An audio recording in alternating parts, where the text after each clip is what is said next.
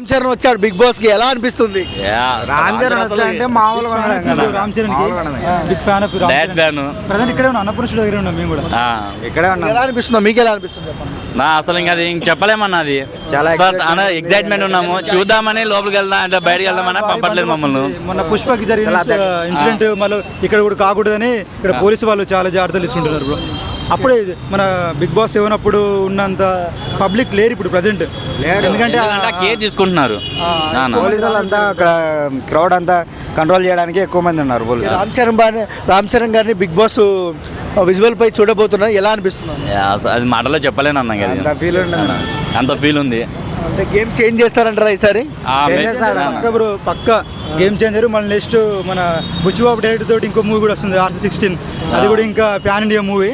But ఇది game changer అంటే ఇంకా ఇప్పుడు పుష్ప వచ్చి చూసినాం మనం, దాని మీద ఫస్ట్ అందరూ చాలామంది నెగిటివిటీ చేశారు.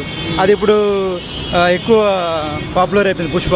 నెక్స్ట్ గేమ్ చేంజర్ కూడా అదే విధంగా ఉండాలని మేము కూడా ఫ్యాన్స్గా, maybe Ram Charan big fan of మేము. ఎవరి కప్ అన్నా, ఎవరి కప్ ఎవరిది అనుకుంటున్నారు? గౌతమ్ పక్క. ఎందుకన్నా గౌతమ్? అంతే అన్నది, తను సీజన్ 7లో వచ్చిండు, కొంచెం నెగటివ్తో బయటికి పోయిండు. అదే నెగిటివ్ పాజిటివ్తో ముందుగానే ఇప్పుడు కప్పు కొట్టబోతున్నాడు వైల్డ్ కార్డ్తో వచ్చి, తన లక్. రామ్ చరణ్ గారు కప్పు ఇస్తారు కదా, ఎలా అనిపిస్తుంది? అది అంటే నేను స్క్రీన్ మీద ఎప్పుడెప్పుడు చూడాలని వెయిటింగ్. ఎందుకు గౌతమ్లో ఎందుకు మీకు అంత ఇష్టం గౌతమ్ అన్నా? అంటే అది తన గేమ్ అన్న, తను ఎఫెక్ట్స్ పెట్టాడు. అదే అంటే అందరూ పెట్టారు, బట్ అంటే తను ఇప్పటికీ తను కప్పు కొడితే అది ఆల్ టైమ్ రికార్డర్ అన్న. నిఖిల్కి ఇచ్చే అవకాశాలు ఎక్కువ ఉన్నాయంటున్నారు.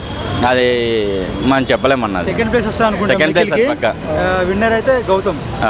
మీరు చెప్పండి, మీరు ఎవరికి ఇస్తారు కప్పు? నేను గౌతమ్ అన్న, ఫిక్స్.